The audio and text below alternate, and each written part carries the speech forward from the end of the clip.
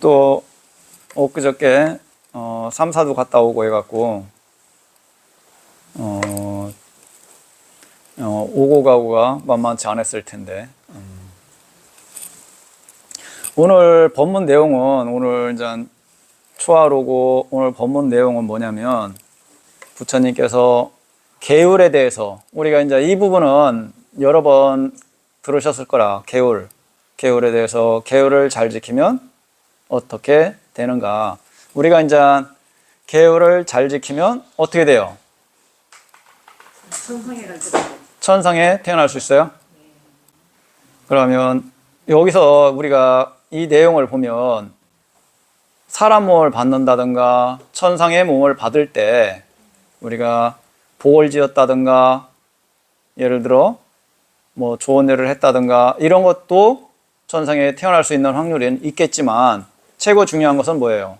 계율을 잘 지켜야 선체의 몸을 받을 수 있는 거라고 해요. 부처님께서는 계율을 되게 중요시 하셨고 또 계율을 잘 지켰을 때 그 결과가 선처에 태어난다. 선처는 어디까지가 선처냐면 인간 세상까지가 선처로 들어가요. 그리고 또 이 부분을 보면 우리가 불자가 많아요? 다른 종교인들이 많아요? 어떻게 보면 또 다른 종교인들이 잘 사는 분도 많이 계시죠. 그런데 불자분들도 잘 사는 사람도 계시지만 또 어려운 사람들도 많아요. 그 부분에 대해서 좀 생각해 봤어요. 왜 그럴까? 우리가 불법을 안 믿어도 잘 사는 분들이 많이 계셔. 훌륭한 분도 많이 계시고. 그런데 이 부분은 또 이렇게도 바라볼 수가 있어요. 어떻게 바라볼 수가 있냐면 불자들은 잘 살면 어떻게 돼요? 선처에 태어나요. 그죠?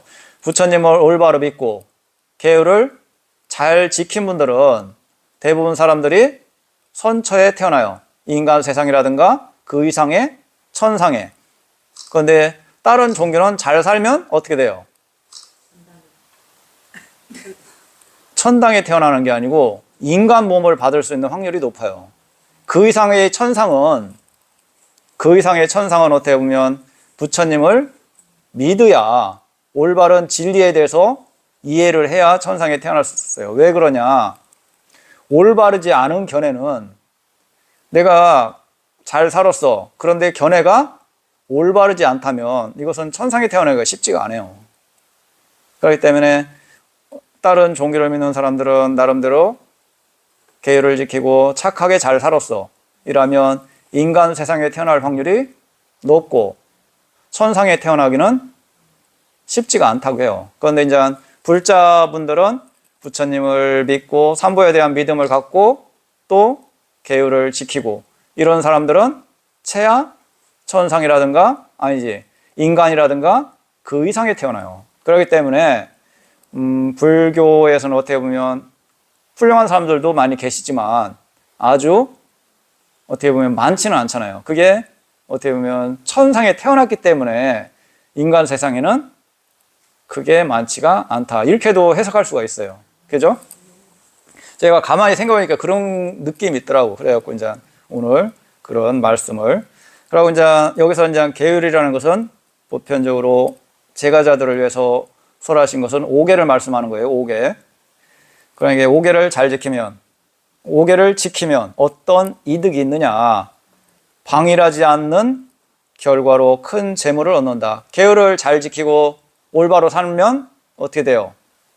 주위 사람들이 좋아하고 또 무슨 일이 있으면 도와주려고 하고 정직하기 때문에 믿음이 있기 때문에 뭐예요? 많은 사람들이 존경받으면서 그 사람을 신뢰하고 사업하는 사람은 사업을 같이 하려고 하고 뭐 어떤 관점을 하는 사람들은 같이 뭔가를 하려고 하잖아요. 왜? 믿음이 있기 때문에. 우리나라가 그래도 나름대로 인정받는 게 뭐예요? 나름대로 어떻게 보면 올바로 정직하게 의리를 그거 아니면 약속을 지키잖아요. 우리가 사업을 한다든가 방산물품을 조달한다 했을 때 우리나라는 기간을 마치면 기간에 마치려고 되게 열심히 노력하잖아요. 그러고 외국에 나가고 건설업을 하더라도 무슨 일이 있어도 그 기간 내에 마치려고 되게 노력을 해요. 그런데 다른 나라들은 약속은 해놓고 언제 그랬냐고 무슨 일 때문에 늦춰지잖아요. 그런데 우리나라는 그런 신뢰감이 있기 때문에 우리나라를 사람들이 좋아하는 거라. 그리고 또 우리나라가 번성하는 이유도 그런 신뢰감, 믿음 이런 것 때문에 사람들이 좋아하고 그러기 때문에 우리나라하고 무슨 거래를 하려고 하고 이런 관점이 뭐예요? 올바른 어떤 신뢰, 약속 이런 걸 잘 행하기 때문에 그런 거다. 그러니까 방해하지 않을 결과는 큰 재물을 얻는다. 이거하고 좀 생각해 볼 수 있겠죠? 첫 번째가 그런 거고 두 번째는 훌륭한 명성을 얻는다. 계율을 잘 지키고 착하게 살면 주위 사람들이 좋아하고 우리나라가 이제 우리나라가 왜 그런 거냐면 다른 나라에 비해서 그런 부분이 잘하기 때문에 우리나라 사람들을 좋아하는 거지. 매일 순간적으로 뒷담화하고 그거 아니면 헛담하고 그러면 처음에는 몰라갖고 그 사람을 좋아하지만 깊게 알면 그 사람을 멀리 하잖아요. 나라 간의 관계도 멀리 해요. 처음에는 속아갖고 손해보는 것 같지만 그런데 그것을 알고 나면 어떤 거래라든가 그런 관계성에서 신뢰감이 떨어지기 때문에 좀 멀리 하려고 해요. 되도록이면 그 나라하고 관계를 안 하려고 하고 이런 거나 훌륭한 명성을 얻는 거나 비슷하죠? 이게 이제 두 번째. 그 다음에는 세 번째는 뭐냐면 우리가 모임을 간다든가 그거 아니면 집안 모임이 있다든가 친구 간에 모임이 있다든가 이런 관점에서 내가 나름대로 정직하게 잘 살았어. 그러면 떳떳해요? 떳떳하지 않아요? 예? 떳떳하죠. 왜? 내가 꿀리는 게 없으니까. 내가 어디서 실수한 게 없으니까 뭐를 알아도 나는 괜찮다고 자신감이 있기 때문에 어디를 가도 떳떳하다. 어떤 모임에 가도 떳떳하다. 그런데 내가 사기를 쳤어. 그 아니면 거짓말을 했어. 그러면 그런 모임에 가면 떳떳해요? 떳떳하지 않아요? 위축된 마음이 생기죠. 혹시나 이런 관점을 아르감미에 위축돼요. 마음에서. 그렇기 때문에 무슨 말을 할 때 조금 꺼려하고 혹시나 나의 저기가 탄로나감미에 조심해요. 그죠? 마음에 알든 모르든 마음에 부담감이 있어. 내가 무슨 사업을 하는데 무슨 거래를 하는데 그 사람한테 정도 이상으로 거짓말을 했어. 그러면 떳떳하지 못하기 때문에 두려워하는 마음이 있어. 친구한테 어떤 부분을 거짓말을 했어. 큰 실수를 했어. 그러면 뭐예요? 모임에 가갖고 위축되겠죠. 마음이. 떳떳하지 못하기 때문에. 그런데 이제 그런 계율을 잘 지키고 그런 부분을 잘 한 사람은 뭐예요? 그런 모임에서 떳떳하다. 가족 모임에서 떳떳하다. 내가 가족을 위해서 많은 희생을 했다고 생각하면 떳떳하잖아요. 그런데 내가 장손인데 나만을 위해서 살고 동생들을 위해서 희생을 안 했다고 생각하면 그 동생들 앞에서 떳떳해요? 불편해요? 불편해요. 그러고 되도록이면 그런 모임을 안 만들려고 하고, 그죠? 형제 간에도 그래요. 그런데 이제 내가 형제들을 위해서 많이 희생하고 되도록이면 많은 부분을 어떻게 했어? 그러면 그런 모임도 되도록이면 좀 더 자주 해갖고 그러고 그런 관점에서도 발언권이 강하고 똑같잖아요. 그런 부분이에요. 계율을 지키면 그렇다. 이제 그게 세 번째고 네 번째는 뭐냐면 이 부분이 되게 중요한 부분이에요. 계율을 잘 지켰다 했을 때 어떻게 죽느냐 이 부분이에요. 어떻게 죽느냐? 목매하지 않는 상태로 죽는다. 매하지 않는 상태로 죽는다고 해요. 부처님 말씀이에요. 그냥 추론이 아니고 매하지 않는 상태로 죽는다. 여기서는 계율을 잘 지키고 여기서는 어떻게 보면 부처님에 대한 믿음도 들어가야 매하지 않는 상태로 죽는다. 연세 드신 분들은 내가 부처님을 믿고 나름대로 계율을 지켰어. 그러면 그런 매한 상태에서 치매기가 아주 강한 상태로 죽겠어요? 안 죽겠어요? 안 죽겠죠. 그러니까 이게 어느 정도 치매는 올 수는 있어요. 왜 올 수 있냐? 나이가 먹고 기능이 떨어지면 치매는 어느 정도 와요. 그런데 이제 우리가 아주 강한 치매, 예를 들어 똥오줌이 좋고 나쁨을 모르고, 똥오줌을 좋고 나쁨을 모르는 사람은 똥 싸갖고 막 벽에다도 바르고 그러잖아요. 이런 것은 아주 목매한 어리석게 죽는 거잖아요. 그런 관점으로 죽지는 않는다는 거예요.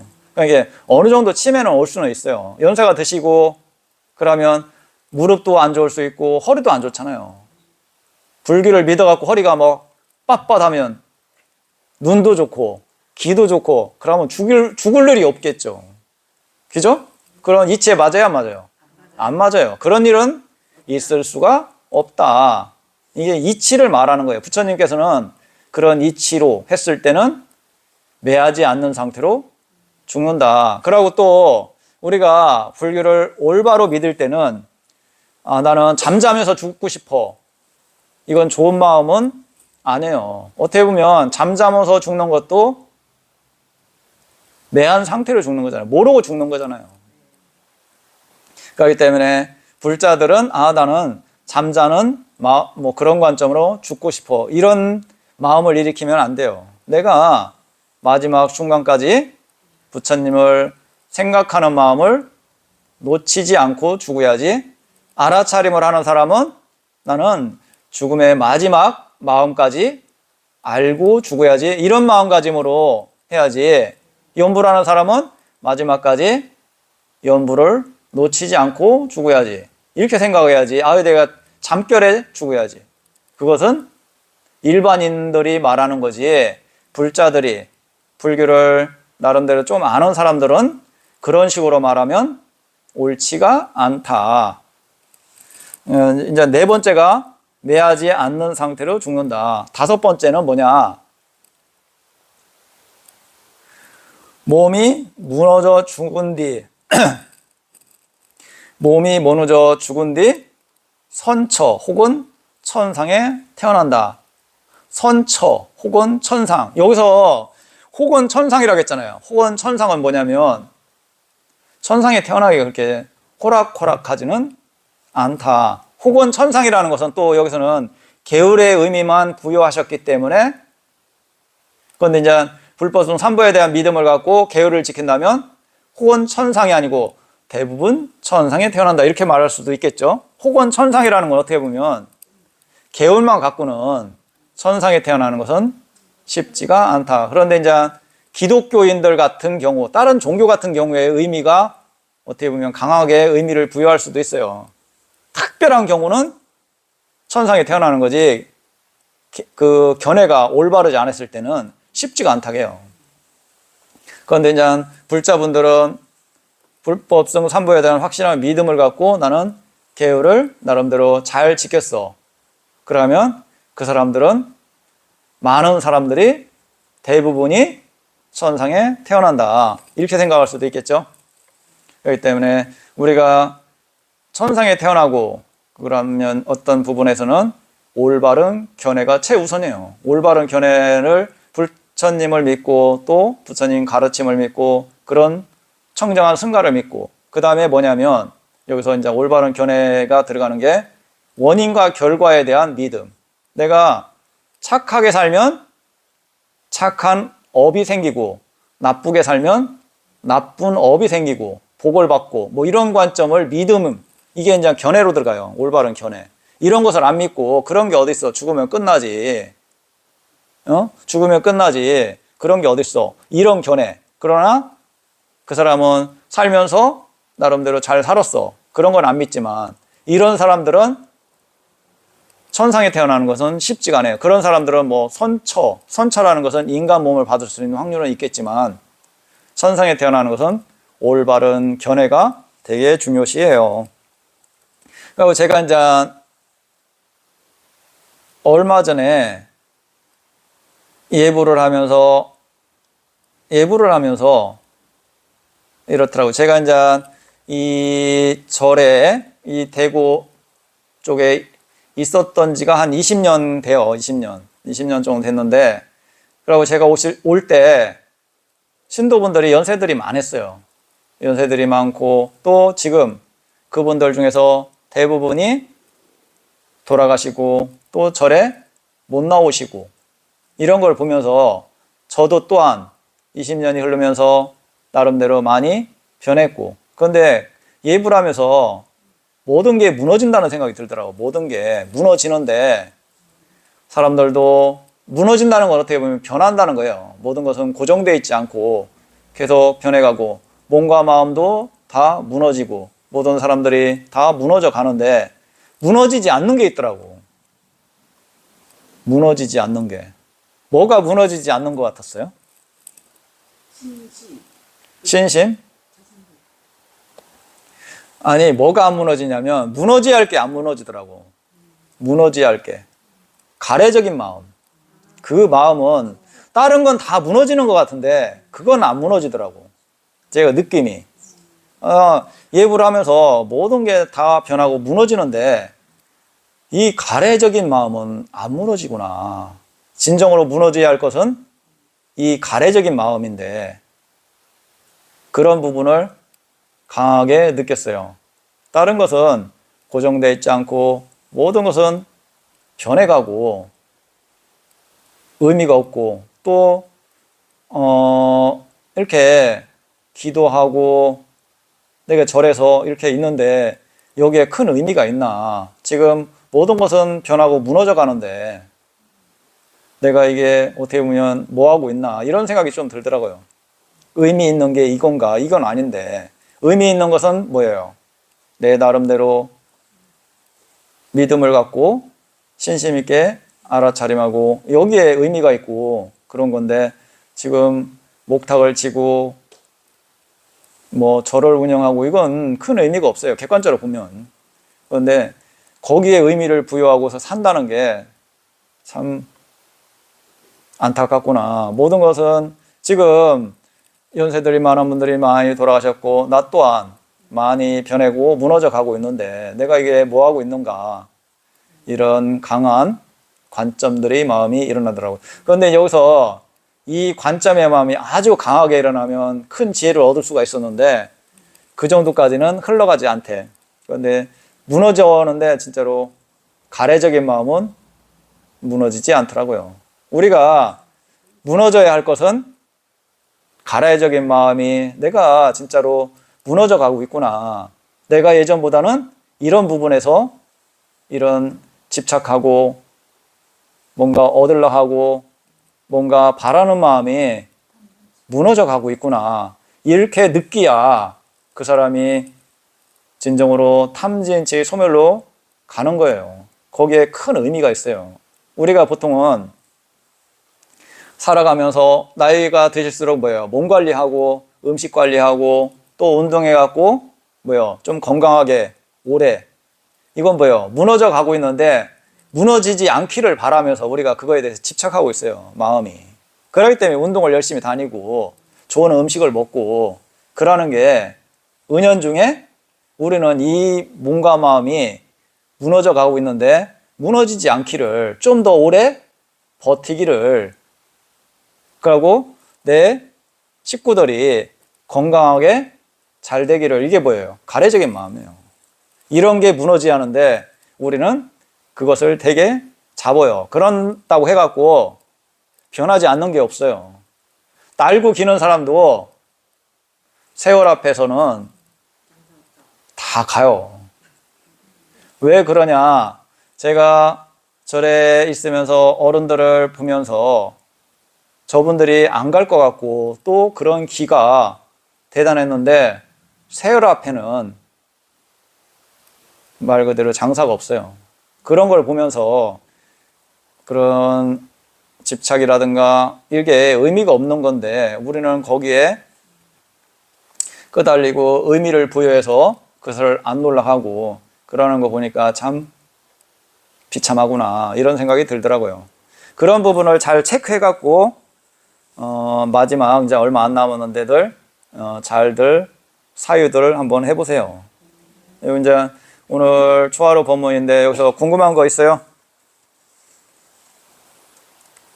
진리를 만난다는 것은 쉬운 게 아니에요. 불법을 만나고 올바른 법을 이해하고 간다는 것은 쉽지가 않아요. 올바로 불법을 만나고 올바로 이해하고 나름대로 그런 것을 잘 지켰을 때 천상에 태어나고, 천상에 태어나야 또 거기서 또 훌륭한 그쪽에 스승들이라든가 그거 아니면 도반들한테 법을 듣고서 그 세계에서 마무리할 수 있는 거지, 그런 인연을 못 만난다면 다시 인간 몸을 받는다면 이 법은 사라져요.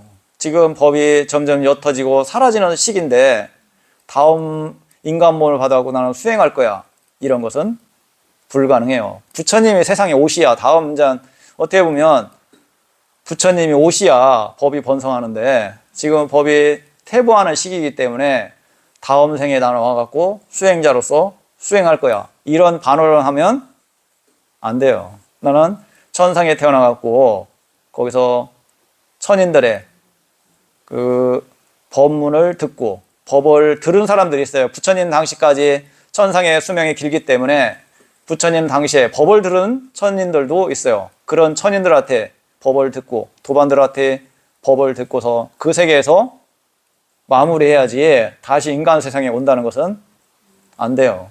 아셨습니까? 네. 궁금한 거 없으시죠? 예, 오늘 이상 초하루 법문을 마치겠습니다. 예, 공양들 마시고 행복하세요. 예.